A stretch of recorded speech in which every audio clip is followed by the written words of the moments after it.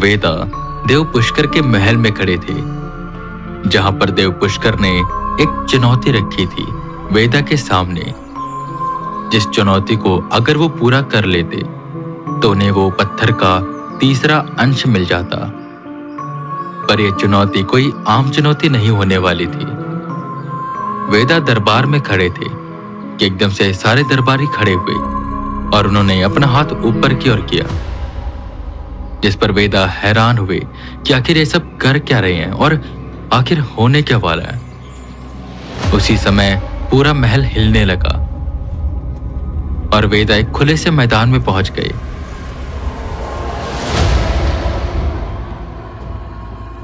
चारों तरफ लोग ही लोग खड़े थे जो चिल्ला रहे थे।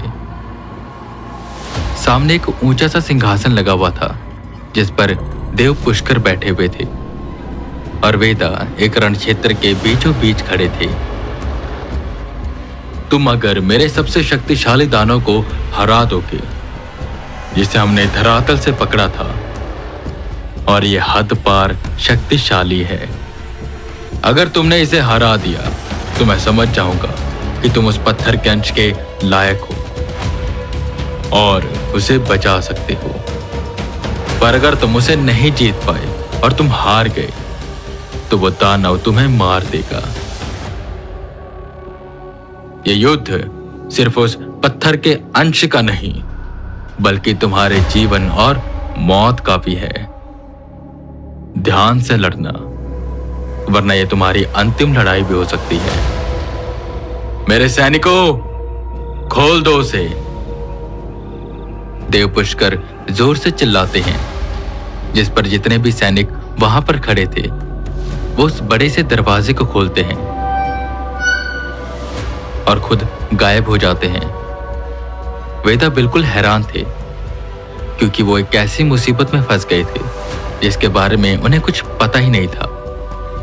और एक तो देवलोक में आकर वो कोई भी पावर सेंस नहीं कर पा रहे थे, पर फिर भी उनकी छठी इंद्री उन्हें ये बता रही थी कि इस दरवाजे के पीछे कोई ना कोई खतरनाक चीज है जो बस तेजी से बाहर आने वाली है। कि उतनी देर में शेर के गुर्राने की आवाज आई। जितने भी लोग वहां पर खड़े हो हल्ला मचा रहे थे वो एकदम से शांत हो गए।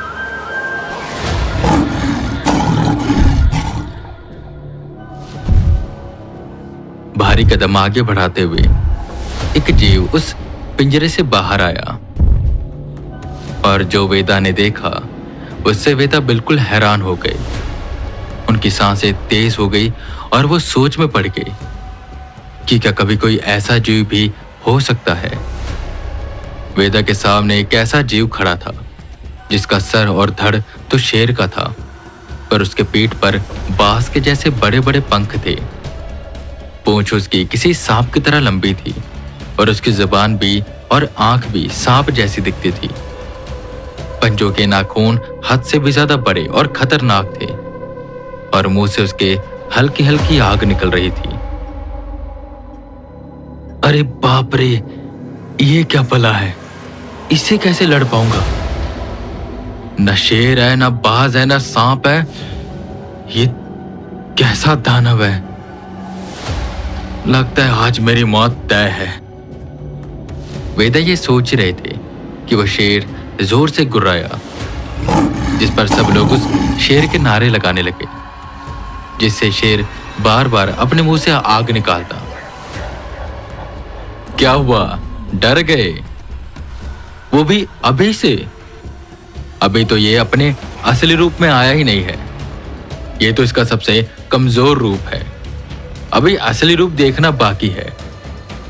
जब तुम इसका असली रूप देख लोगे तब तुम्हें समझ आएगा कि कितना उग्र और कितना खतरनाक है। इसके सामने कोई टिक नहीं पाता तो तुम कैसे टिकोगे? ये मैं देखना चाहूंगा कि लड़ाई कैसे होगी। ये है वो चुनौती जो तुम्हारे सामने खड़ी है। जीतो और ले जाओ उस तिलस्मी पत्थर के अंश को। युद्ध शुरू किया जाए। देव पुष्कर ने कहा, जिस पर शंख बजा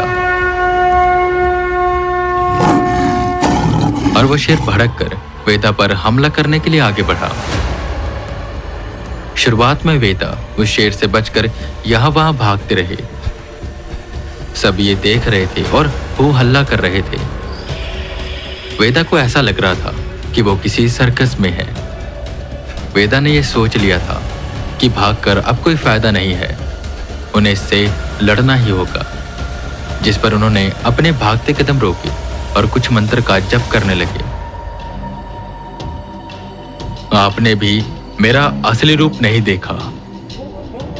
मैं कोई सामान्य मनुष्य नहीं हूं, मैं एक दिव्य ताकत का अंश हूं। ये वही समय है जब मैं मेरी पूर्ण शक्तियों का उपयोग कर पाऊंगा। वेदा गुर्राए, जिस पर वेदा के हाथ का वो टैटू चमका। उनकी आंखें पूरी सफेद हुई और वो आधे हवा में उड़ने लगे।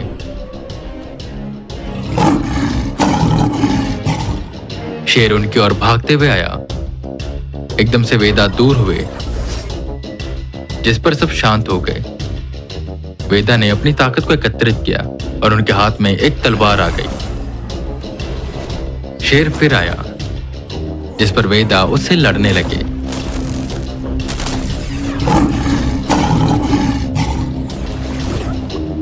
लड़ाई बराबर की हो रही थी। वेदा शेर पर हावी हो रहे थे। ये होती लड़ाई देखकर सब काफी हैरान थे और देव पुष्कर खुश थे। पर देव पुष्कर इस बात से चौंक भी गए थे, क्योंकि इस जीव को पकड़ने में कितने ही देवों की ताकत लगी थी और यहाँ पर वेदा अकेले ही उससे लड़ रहे हैं, जो कि एक तरह से किसी आम इंसान के लिए संभव था। शेर लड़ते लड़ते अब थोड़ा थोड़ा वेदा से डरने लगा था। शेर गुर्राकर वेदा की ओर भागते हुए आया, जिस पर वेदा भी गरजे और कूद कर शेर की पीठ पर चढ़ गए। उन्होंने उसकी पीठ पर बैठे बैठे ही उसका सर धड़ से अलग कर दिया। ये देखकर सब लोग हैरान हो गए और वहां पर एक सन्नाटा पसर गया। वेदा खुश हुए और वो यहां वहां जश्न मनाने लगे।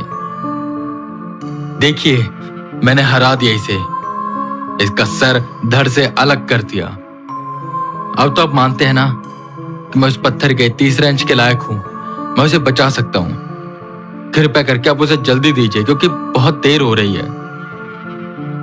वेदा ने देव पुष्कर से कहा, जिस पर देव पुष्कर हंसते हुए उन्हें पीछे की ओर इशारा करते हैं।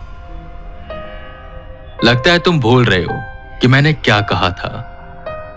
अभी उसका असली रूप आना बाकी है।